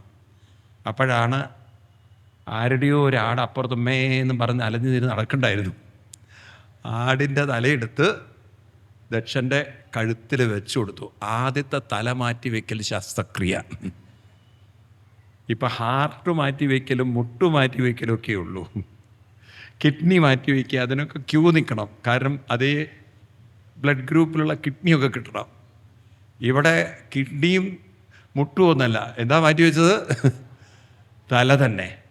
ഇനിയിപ്പോൾ പറയാൻ പറ്റില്ല കാലം എങ്ങോട്ടാണ് പോണത് എന്നുള്ളത്. കുറേ കഴിഞ്ഞാൽ മനുഷ്യൻ ഏതൊക്കെ അവയവം ഏതൊക്കെ മൃഗത്തിൽ നിന്ന് വരും എന്നുള്ളത് ഇല്ലേ. ഇപ്പം പഠനം നടത്തുന്നുണ്ട്. പന്നിയുടെ ഹൃദയം ഇപ്പം വച്ച് പിടിപ്പിക്കുക എന്നാണ്. ഇനിയിപ്പോൾ അത് വച്ച് പിടിപ്പിക്കേണ്ട, അല്ലാതെ തന്നെ അതിൻ്റെ സ്വഭാവമാണ് മനുഷ്യന്. പന്നി എപ്പോഴും കഴിച്ചുകൊണ്ടിരിക്കുകയല്ലേ, അതല്ലേ ഇപ്പം മനുഷ്യൻ ഇപ്പം ചെയ്തുകൊണ്ടിരിക്കുന്നത്. ഇനിയിപ്പോൾ അതും കൂടി വച്ച് പിടിപ്പിച്ചാൽ എങ്ങോട്ടാണ് പോവുകയെന്നറിയില്ല. തമാശയായിട്ട് പറയുന്നതാണത്. ഓക്കെ, ഏതായാലും ദക്ഷന് ആടിൻ്റെ തല കിട്ടിയപ്പോഴാണ് വിവേകം ഉദിച്ചത്.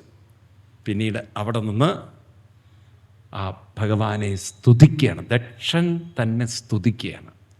അത് ഭാഗവതത്തിലെ ഗംഭീരമായൊരു ഭാഗമാണ്. ഇത് നമ്മൾ പഠിക്കേണ്ടതുമാണ്. അത് 4-ാം സ്കന്ധത്തിൽ 7-ാം അധ്യായത്തിൽ 51, 52, 53, 54 ശ്ലോകങ്ങൾ അതിഗംഭീരമാണ്. ഇനി നിങ്ങൾ മനസ്സിലാക്കണം, വളരെ ശ്രദ്ധിക്കണം. ഭാരതീയ ദർശനത്തിൽ ഭാരത ഋഷിവര്യന്മാർ നമ്മളോട് പറയുന്നത് മനസ്സിലാക്കണേ.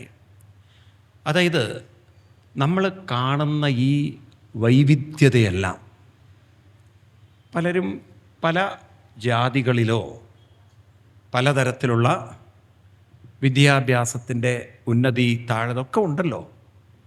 അതേപോലെ തന്നെ ഓരോരുത്തരും നിറത്തിൽ വ്യത്യാസമുണ്ട്, ഓരോരുത്തരുടെയും ഇമോഷണൽ തലങ്ങളിൽ വ്യത്യാസമുണ്ട്.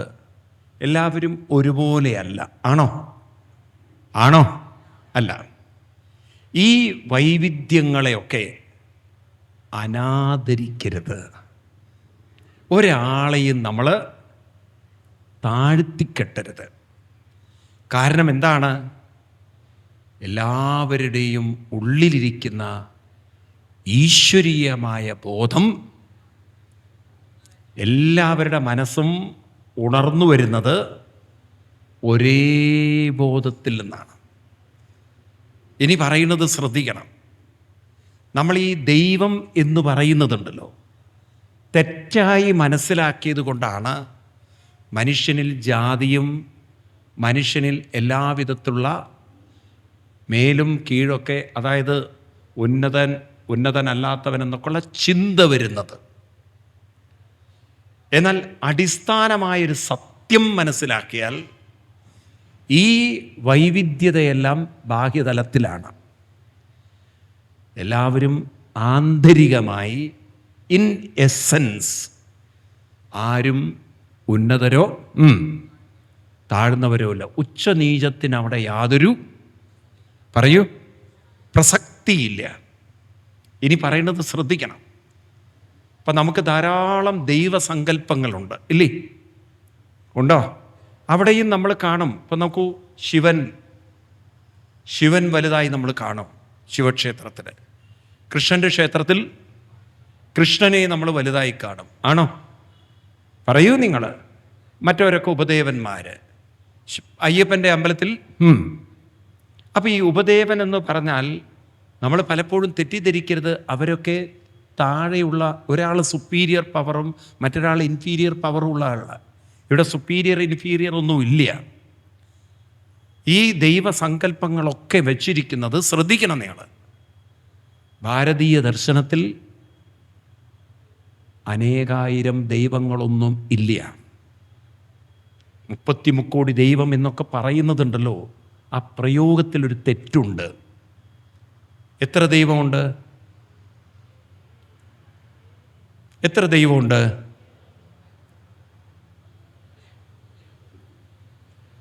ഒന്ന് വ്യക്തമായിട്ട് മനസ്സിലാക്കിയിട്ട് മുന്നോട്ട് പോകാം. എത്ര ദൈവമുണ്ട്? ഒന്നേ ഉള്ളൂ. ഒരു ദൈവമേ ഉള്ളൂ എന്ന് പറയുന്നവർ എത്ര പേരുണ്ട്? നിങ്ങൾക്ക് വിവരമില്ല. അരെ, ഈ വിഷയം നിങ്ങൾ മനസ്സിലാക്കിയിട്ടില്ല. അതുകൊണ്ടാണ് നമ്മൾ ഈ ഒരു ദൈവം എന്നുള്ള സങ്കല്പം. ഇതെല്ലാം വാസ്തവത്തിൽ പാശ്ചാത്യ സങ്കല്പങ്ങളാണ്. ഒരു ദൈവം, ഏകദൈവം എന്ന് ഇസ്ലാമിൻ്റെ ഒരു സങ്കല്പമുണ്ട്. ഒരു പിതാവ് എന്നത് ക്രിസ്ത്യൻ സങ്കല്പമുണ്ട്. ഭാരതീയരെ സംബന്ധിച്ച ദൈവം എന്ന വാക്ക്, ഇനി പറയുന്നത് ശ്രദ്ധിക്കണം. ദൈവം എന്ന വാക്ക് നിങ്ങളെപ്പോഴും ഓർക്കണം. സംസ്കൃത ശബ്ദത്തിൻ്റെ അർത്ഥം പിടികിട്ടിയാലേ നിങ്ങൾക്കതിൻ്റെ പിന്നിലുള്ള സന്ദേശം മനസ്സിലാവും. ഇപ്പം ദൈവം എന്ന വാക്ക് കേൾക്കുമ്പോൾ ആദ്യം മനസ്സിലാക്കേണ്ടത് ദിവ് എന്ന ഒരു റൂട്ടിൽ നിന്നാണ് ദൈവം എന്ന വാക്ക് വരുന്നത്. ദിവ് എന്ന വാക്കിൽ നിന്നാണ്, ശബ്ദത്തിൽ നിന്നാണ് ദീപം, പ്രകാശം. ഇപ്പം ദൈവം എന്ന വാക്കിന് ഭാരതീയർ അർത്ഥം കൊടുത്തിരിക്കുന്നത് ആത്മപ്രകാശം എന്നാണ്. ദൈവം ഒരു വ്യക്തിയല്ല, ദൈവം ആത്മശക്തിയാണ്. ആരാണ് ദൈവം? അവർക്ക് പറയൂ. അഖിലാണ്ട മണ്ഡല അണിയിച്ചൊരുക്കി അതിനുള്ളിലാനന്ദ ദീപം കൊളുത്തി പരമാണു പൊരുളിലും സ്ഫുരണമായി മിന്നും പരമപ്രകാശമേ. അതാണ് പരമപ്രകാശമാണ്, ആത്മജ്യോതിയാണ്, അന്തർജ്യോതിയാണ്. അതാണ് ദൈവം. അപ്പം ദൈവം എന്ന വാക്ക് വ്യക്തിയല്ല, ആത്മജ്യോതിയാണ്. ഏത് ജ്യോതി? ഇനി നിങ്ങൾ പറയൂ, എല്ലാവരുടെയും ഉള്ളിൽ ഒരു ആത്മജ്യോതിയാണോ? ഒരേ ആത്മജ്യോതിയാണോ? ആ വാക്ക് വളരെ വ്യത്യാസമുണ്ട്. ഒരു ആത്മജ്യോതിയല്ല, ഒരേ ആത്മജ്യോതിയിലാണ് എല്ലാവരെയും ചേർത്ത് കോർത്ത് വെച്ചിരിക്കുന്നത്. ഇന്നിപ്പോൾ ആധുനിക ഫിസിക്സ് പഠിപ്പിക്കുന്നത് ഈ പ്രപഞ്ചം മുഴുവൻ ഒരു നെറ്റ്വർക്കിലാണ്. ഈ ഗ്ലോബ് മുഴുവൻ പരസ്പരം ഒരു കാന്തിക വലയത്തിലാണ്. പരസ്പരം ഒരു റേഡിയേഷൻ ഉണ്ടതിന്. ഒരു കാന്തികമായ കണക്ടിവിറ്റി ഉണ്ട്. ഇന്നിപ്പോൾ നമുക്ക് മനസ്സിലാവും വൈഫൈ എന്ന് പറയുന്നൊരു ടെക്നോളജി ഇല്ലേ? ഉണ്ടോ? പറയൂ. ഈ ദർശനം ഭാരതീയർ പണ്ടേ മനസ്സിലാക്കിയിരുന്നു. ആരും ഇവിടെ സുപ്പീരിയറും ആരും ഇവിടെ ഇൻഫീരിയറുമല്ല. എല്ലാവരും ഒരേ നൂലിൽ ചേർത്ത് കോർത്ത മുത്തുകളാണ്.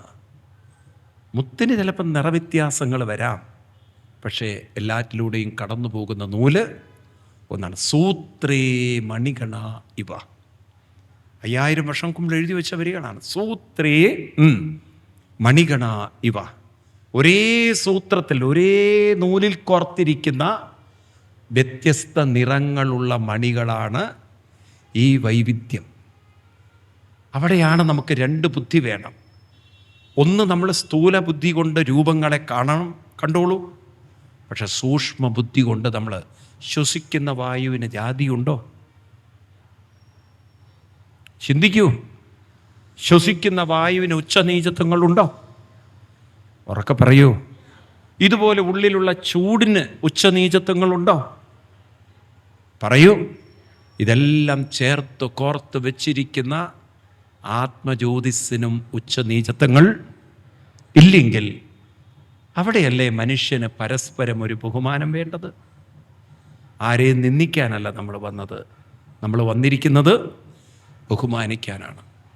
കപിലൻ അമ്മയോട് പറയും, അമ്മേ, അമ്മ കാലത്തെണീക്കുമ്പോൾ മനസാ ഭൂതാനി പ്രണമേത് ഈശ്വരോ ജീവകലയാ പ്രവിഷ്ടോ ഭഗവാൻ ഇതി. ഒന്ന് ചൊല്ലെല്ലാവരും. യോന്ത പ്രവിശ്യ. ഉറക്കെ പറയണം. യോ അന്തപ്രവിശ്യ.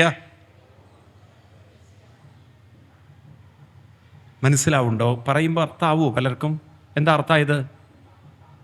യോ ഏതൊരു ശക്തിയാണോ എന്നുള്ളതാണ്. അന്തപ്രവിശ്യ.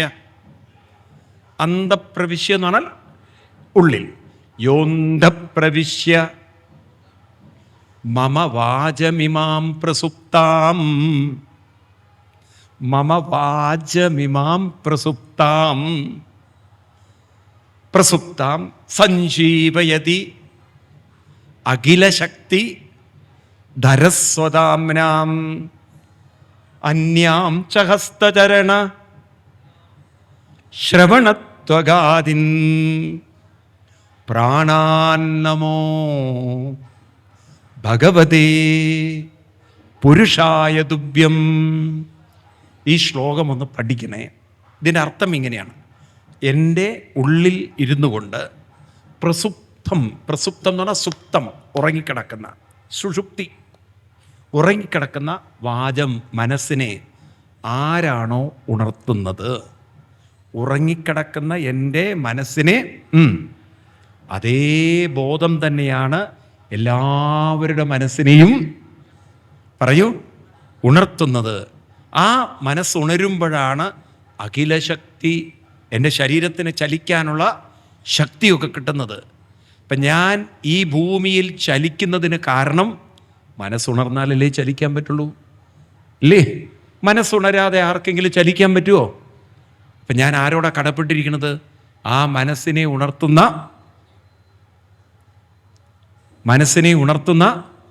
ആ അന്തർജ്യോതി ആത്മബോധത്തോട് ഞാൻ കടപ്പെട്ടിരിക്കുകയാണ്. ഇതേ ആത്മബോധമാണ് എല്ലാവരുടെ ഉള്ളിലും അവരുടെ മനസ്സിനെ ഉണർത്തുന്നത്. അതുകൊണ്ട് ആരോടും ഒരു വിദ്വേഷം കാണിക്കാൻ എനിക്ക് തോന്നരുത്. ആരെയും എനിക്ക് വേദനിപ്പിക്കാനും വെറുക്കാനും തോന്നരുത്. മനസ്സിലായില്ലേ? അതാണ് ഭാരതീയ ദർശനം. മാ വിദ്വിഷാവഹൈ. ഈ ശ്ലോകം നിങ്ങൾ പഠിക്കണം.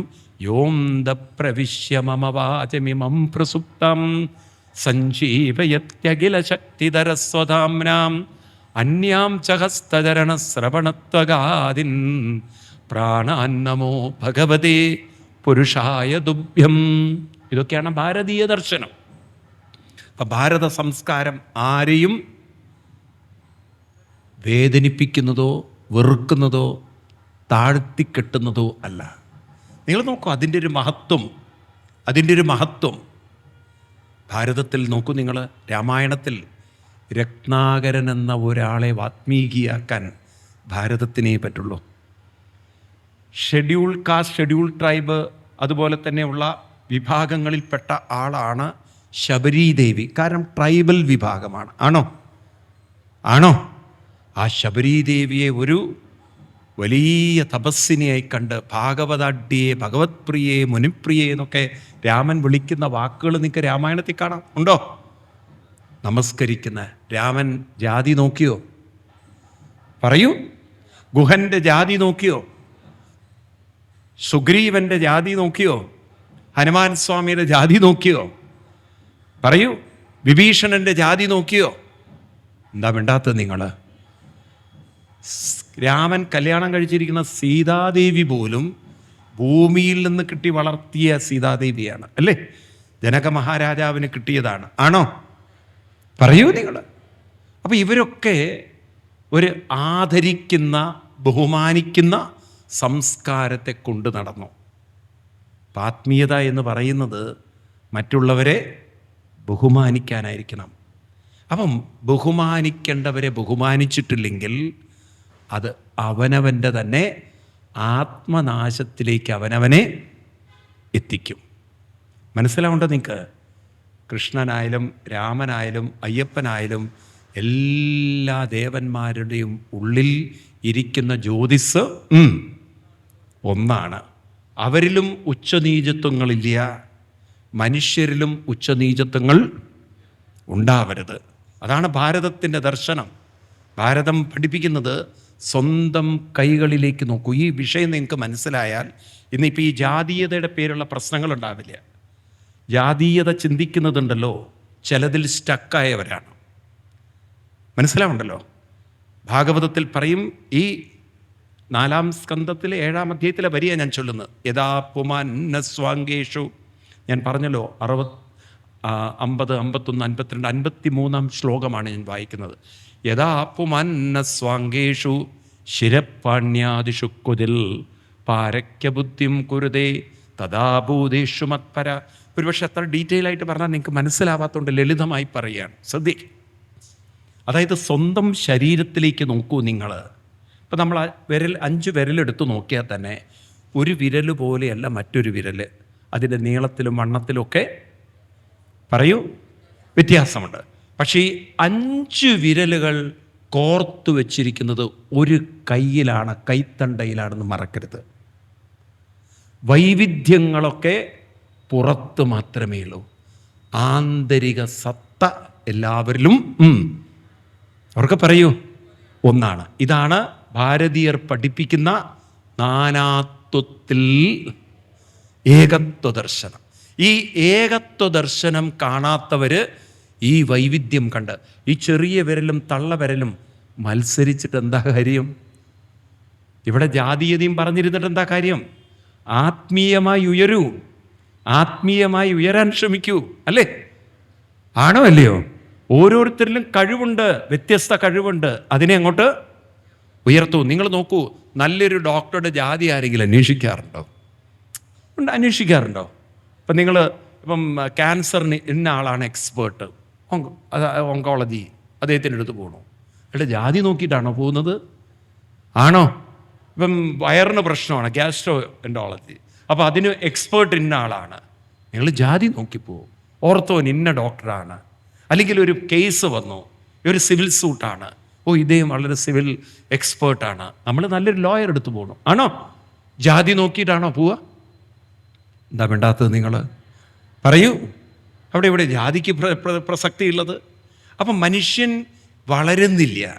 ഈ ബാഹ്യതലത്തിലിരുന്നു കൊണ്ട് ഈ തരത്തിലുള്ള കുനുട്ട് ചിന്തിക്കുകയാണ്. അതിനല്പം ഒരു ആത്മീയതയുണ്ടെങ്കിൽ നമുക്ക് മനസ്സിലാവും, ജാതിഭേദം മതദ്വേഷം ഏതുമില്ലാതെ സർവരും സോദരത്വേന വാഴുന്ന മാതൃകാസ്ഥാനമാണിത് എന്ന് പറഞ്ഞ് നമ്മൾ നോക്കൂ, ആത്മീയത ഇല്ലാതെ നിങ്ങൾക്ക് മറ്റൊരാളെ ബഹുമാനിക്കാൻ ഇത്തിരി ബുദ്ധിമുട്ടാണ്. വെറുതെ പറഞ്ഞാൽ ബഹുമാനം വരില്ല, മനസ്സിലായില്ലേ? അതാണ് ഈ കമ്മ്യൂണിസ്റ്റുകാർക്കൊക്കെ പറ്റിയ പരാജയം. ഞാൻ ഉള്ളത് തുറന്നു പറയാം, നിങ്ങൾ തെറ്റിദ്ധരിക്കരുത്. കാരണം കമ്മ്യൂണിസം പലപ്പോഴും ആശയം കൊണ്ട് നല്ലതാണ്. കാരണം കമ്മ്യൂണിസത്തിൽ എപ്പോഴും പറയും സോഷ്യലിസം എന്ന്, പക്ഷേ അവരുടെ പെരുമാറ്റം പലപ്പോഴും വളരെ മോശമായി പോവും. അതുകൊണ്ട് തന്നെയാണ് ആ സംസ്കൃതിയോട് പലർക്കും യോജിക്കാൻ ഇത്തിരി പറയൂ. അപ്പം എന്ത് വേണം? ആശയം വലുതായാൽ പോരാ, മറ്റുള്ളവരെ ബഹുമാനിക്കാനുള്ളൊരു ആണോ അല്ലേ? ഞാൻ പറയണത് ശരിയാണോ? അത് ശരിയാണോ? നിങ്ങൾ നോക്കുക, അയ്യപ്പ സംസ്കാരം തന്നെ എടുത്തു നോക്കിയാൽ മതി. അന്ന് അയ്യപ്പൻ്റെ ആ ഒരു ക്ഷേത്രത്തിൽ സ്ത്രീകളെ കയറ്റണമെന്ന് വല്ല തരത്തിലും അത് അപമാനിക്കേണ്ട ഉത്തരവാദിത്തം ഏറ്റെടുക്കേണ്ട കാര്യമുണ്ടോ? വാശി പിടിക്കേണ്ട കാര്യമുണ്ടോ? പറയൂ. നിങ്ങൾ കണ്ടില്ലേ അന്നത്തെ ADGP ആയിരുന്ന ശ്രീജിത്ത്, അദ്ദേഹം പോയി അവിടെ ചെന്ന് സോപാനത്തിൽ കരയുന്ന രംഗങ്ങളൊക്കെ കണ്ടില്ലേ? ഇപ്പം അദ്ദേഹം വലിയ ആത്മീയ പ്രഭാഷകനൊക്കെയാണ്. കഴിഞ്ഞ ഒരു സപ്താഹത്തിൽ എൻ്റെ കൂടെ ഉണ്ടായിരുന്നു. അദ്ദേഹം അവിടെ വെച്ചൊരു വലിയ പ്രഖ്യാപനം തന്നെ നടത്തി. എനിക്ക് 2 കൊല്ലത്തെ സർവീസ് ഉണ്ട്, അത് കഴിഞ്ഞാൽ ഞാൻ എൻ്റെ ജീവിതം പൂർണ്ണമായും ആത്മീയതയിലേക്കാണ് എന്നുള്ളത്. ഞാൻ ഭാരത സംസ്കാരത്തെ പ്രചരിപ്പിക്കുന്നതാണ്. അത് ഞാൻ എൻ്റെ ജീവിതത്തിന് പ്രതിജ്ഞയായിട്ടെടുത്തിരിക്കുകയാണെന്ന്. എനിക്ക് തോന്നുന്നു അദ്ദേഹം ഇവിടെ വരുമോ എന്നെനിക്കറിയില്ല. വരണം എന്നൊക്കെ അദ്ദേഹത്തോട് പറഞ്ഞിട്ടുണ്ട്. ഒരു പക്ഷേ വരുമായിരിക്കാം, മനസ്സിലായില്ലേ? അപ്പം ഇങ്ങനെയൊക്കെയുള്ള വ്യക്തിത്വങ്ങൾ, അബ്ദുൽ കലാം സാറായാലും ശരി, ഇ ശ്രീധരൻ സാറായാലും ശരി, ഞാൻ അത്ഭുതപ്പെടാറ്. ഈ ശ്രീധരൻജിയൊക്കെ ഉണ്ടല്ലോ, മെട്രോ മാൻ എന്നൊക്കെ പറയണത്, വർഷങ്ങൾക്ക് മുമ്പ് ഞാൻ വളരെ വർഷങ്ങൾക്ക് മുമ്പ് എൻ്റെ ഏർലി ബിഗിനിങ് സ്റ്റേജിലൊക്കെ ഞാൻ ഡൽഹി മയൂർ വിഹാർ ഫേസ് 3 അവിടെ സപ്താഹം നടത്തുകയാണ്, ഗുരുവായൂരപ്പൻ്റെ അമ്പലത്തിൻ്റെ ഓഡിറ്റോറിയത്തിൽ. അപ്പം അന്ന് അദ്ദേഹം മെട്രോയുടെ ചെയർമാനായിട്ടിരിക്കുന്ന കാലം, അദ്ദേഹം അവിടെ ഒഴിവുള്ള ദിവസം താഴെ വന്ന് ഇരുന്ന്, അവിടെ ചെയറിൽ പോലും ഇരിക്കില്ല, നിലത്തിരുന്ന് കൊണ്ട് ഭാഗവതം പഠിക്കുകയാണ് അദ്ദേഹം. അപ്പം ആലോചിച്ചു, ഇത്രയും ഉന്നതിയിൽ നിൽക്കുന്ന ആളുകൾക്ക് പോലും അന്ന് ഈ ഒരു എളിമ, അതായത് ആ വ്യാസപീഠത്തോടെ, എന്നോടുള്ള ബഹുമാനമല്ല, ഇതിനെ പറയുക വ്യാസപീഠം എന്നാ പറയുക. എന്താണ് ആ വ്യാസപീഠത്തോടുള്ളൊരു ബഹുമാനം? ഇത് ഭാരതത്തിൻ്റെ സംസ്കാരമാണ്, മനസ്സിലായില്ലേ? മറ്റുള്ളവരെ താഴ്ത്താനല്ല, മറ്റുള്ളവരെ നമസ്തേ അഹം തേ നമ, മറ്റുള്ളവരെ ബഹുമാനിക്കുന്ന, ആദരിക്കുന്ന ഒരു സംസ്കാരം നമുക്കുണ്ട്. അപ്പം അത് നമുക്ക് എവിടെയോ വിട്ടുപോയപ്പോഴാണ് ഇന്നത്തെ ഈ ജാതീയ പ്രശ്നങ്ങളൊക്കെ ഉള്ളത്. നമ്മൾ ഹിന്ദുക്കളുണ്ടല്ലോ, ഒരു പടി ഉയരണം. എല്ലാവരെയും ഒന്ന് മനസ്സുകൊണ്ട് വിനയവും ബഹുമാനവും ഉള്ളവരാവണം. എന്താ വേണ്ടത്? എനിക്ക് തോന്നുന്നു ജാതീയത മാറ്റാൻ ഒറ്റ വഴി അതേ ഉള്ളൂ. എന്താ വഴി? അവർക്ക് പറയൂ. വിനയവും ബഹുമാനവും. ശരിയല്ലേ? ആണോ? എന്താ നമുക്കൊരു നഷ്ടം വരാൻ പോകുന്നത്? ഒന്ന് പറയൂ നിങ്ങൾ. വല്ല നഷ്ടമുണ്ടോ? ഇല്ല. വിനയവും, അവർക്ക് പറയണം, ബഹുമാനവും. ഇതുകൊണ്ട് നമുക്ക് ജാതീയ ചിന്തയിൽ നിന്നും മാനവരാശിയെ ഉയർത്തിയാൽ ഒരു വിദ്വേഷമില്ലാതെ, ഒരു അകൽച്ചയില്ലാതെ നമുക്ക് പോകണം. കാരണം നമ്മളിലെ ഈ സംസ്കാരം എവിടെയോ നഷ്ടപ്പെടുമ്പോഴാണ് ഇതിനെ ദളിത് പേരിലും മറ്റു പേരിലും മറ്റുള്ളവർ കിടന്ന് ചൂഷണം ചെയ്യുന്നത്. അങ്ങനെ ഹിന്ദു സമൂഹത്തെ വിഘടിപ്പിച്ച് നിർത്തി. ഇതിപ്പോൾ എന്താ സംഭവിക്കുന്നത് അറിയോ? ഇതിൽ മറ്റു ചിലർ അവർ മുതലെടുപ്പ് നടത്തുന്നു. അതാണ് കേരളത്തിൽ ഇപ്പം നടന്നുകൊണ്ടിരിക്കുന്നത്. മനസ്സിലായില്ലേ? നമ്മളത് അറിയുന്നില്ല എന്ന് മാത്രം. അതായത് ഒരു കഥ കേട്ടില്ലേ നിങ്ങൾ? ഒരു ചെന്നായ ഒരിക്കൽ 2 ആടുകളെ പറഞ്ഞ് തെറ്റിപ്പിച്ച് അവർ തമ്മിൽ മുട്ടി. അപ്പോൾ ഈ ചെന്നായുടെ ഒരു ആഗ്രഹം എന്താ വെച്ചാൽ, ഇവർ തമ്മിൽ മുട്ടുമ്പോൾ തലകൾ കൂട്ടിയിടിക്കുന്ന സമയത്ത് ചോര തെറിക്കും, ഇത് താഴെ വീണാൽ തനിക്കത് നക്കി തുടച്ച് കുടിക്കാം എന്നൊക്കെയാണ്. പക്ഷേ ആ ബോധം ആർക്ക് വന്നു? ഇത് നമ്മളെ തമ്മിൽ തെറ്റിക്കാനാണെന്നുള്ളൊരു ബോധം ആർക്ക് വന്നു? ആടുകൾക്ക് വന്നു. ആടുകൾ അങ്ങോട്ട് ഏറ്റുമുട്ടാൻ നിൽക്കുമ്പോഴാണ് ചെന്നായി നേരെ രക്തം കുടിക്കാൻ നിൽക്കുന്നതും അവസാനം 2 തലയും വന്ന് ചെന്നായിയുടെ പണി തീർത്തു കൊടുത്തു. ഹിന്ദുവിനും ചെയ്യേണ്ടത് ഇതാണ്. നമ്മൾ ആരെയും നശിപ്പിക്കാനല്ല, പക്ഷേ നമ്മളെ വേർപിരിക്കാൻ ശ്രമിക്കുന്നവരെ തിരിച്ചറിഞ്ഞുകൊണ്ട് അവരെ അകറ്റി നിർത്താൻ നമുക്ക് സാധിക്കണം. ഇപ്പോൾ ഒരു വലിയ പ്രശ്നം പരിഹരിക്കാനുള്ളൊരു വഴി ഇതാണ്. എന്ത്? ജാതീയത പറയുന്ന ലോകത്തിൽ നാം വിനയവും ബഹുമാനവും കൊണ്ട് നടന്നാൽ നമ്മളെ തെറ്റിദ്ധരിപ്പിക്കാൻ, നമ്മളെ വേർപ്പെടുത്താൻ, നമ്മളെ അകറ്റി നിർത്താൻ, നമ്മളെ ചൂഷണം ചെയ്യാൻ ഒരാൾക്കും ഉറക്കെ പറയൂ സാധ്യമല്ല. വേണ്ടതാണോ? ഇതല്ലേ അതിനുള്ളൊരു പരിഹാരം? അല്ലാതെ ജാതീയത നമുക്ക് മാറ്റാൻ പറ്റുമോ? പറയൂ. ഈ തള്ളവിരലിനെ ചെറിയ വിരലാക്കാൻ പറ്റുമോ? ചെറിയ വിരലിനെ നടുവിരലാക്കാൻ പറ്റുമോ? ഓരോ വിരലിനും അതിൻ്റെ സ്ഥാനങ്ങളുണ്ട്. ഓരോ വിരലിനും അതിൻ്റേതായിട്ടുള്ള ഒരു ഉത്തരവാദിത്വമുണ്ട്, ഇല്ലേ? കാതൊന്ന് ചൊറിയണമെന്നുണ്ടെങ്കിൽ ചെറിയ വിരൽ തന്നെ വേണം. ഇപ്പോഴല്ലേ ബ്രഷൊക്കെ വന്നത്.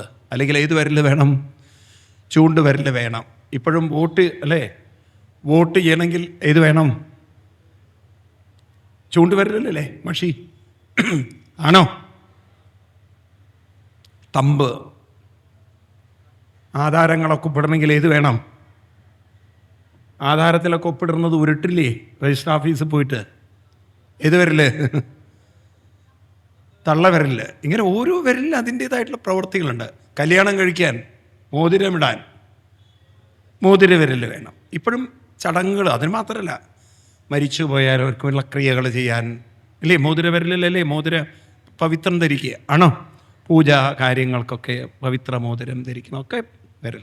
ഓരോ വിരലിനും അതിൻ്റേതായിട്ടുള്ള പ്രാധാന്യങ്ങൾ ഉള്ളതുപോലെ സമൂഹത്തിൽ ഓരോരുത്തർക്കും അവരവരുടേതായിട്ടുള്ള എല്ലാവരും കൂടിച്ചേരണം. പക്ഷേ എല്ലാവരും ഒരേ സത്യത്തിൻ്റെ വൈവിധ്യമായ രൂപങ്ങളാണ്. ഒരേ സൂര്യരശ്മിയിൽ 7 വർണ്ണങ്ങളിരിക്കുന്ന പോലെ, ഒരേ ശബ്ദത്തിൽ 7 രാഗങ്ങൾ ഒളിഞ്ഞിരിക്കുന്ന പോലെ, സ രി ക മ പ ത നി, ഒരേ ശബ്ദമാണ് എന്നതുപോലെ ഈ വൈവിധ്യത എല്ലാം ഒരേ സത്യത്തിൻ്റെ വ്യത്യസ്ത ആവിഷ്കാരങ്ങളാണെന്ന തിരിച്ചറിവോടെ വിനയവും, അടുത്ത വാക്ക് മറക്കരുത്, വിനയവും, ഉറക്കെ പറയൂ, വിനയവും ബഹുമാനവും പരസ്പരം ഉള്ളവരായി, ആരും ആരെയും അകറ്റി നിർത്താത്തവരായി, ആരും ആരെയും ഉന്നവരെന്നും താഴ്ന്നവരെന്നും കാണാത്തവരായി കാണാനുള്ളൊരു വിവേകം നമുക്കുണ്ടാവട്ടെ. അങ്ങനെ ഒരു സമൂഹം വന്നു കഴിഞ്ഞാൽ നമ്മളെ ചൂഷണം ചെയ്യാൻ ഒരാൾക്കും സാധ്യമല്ല.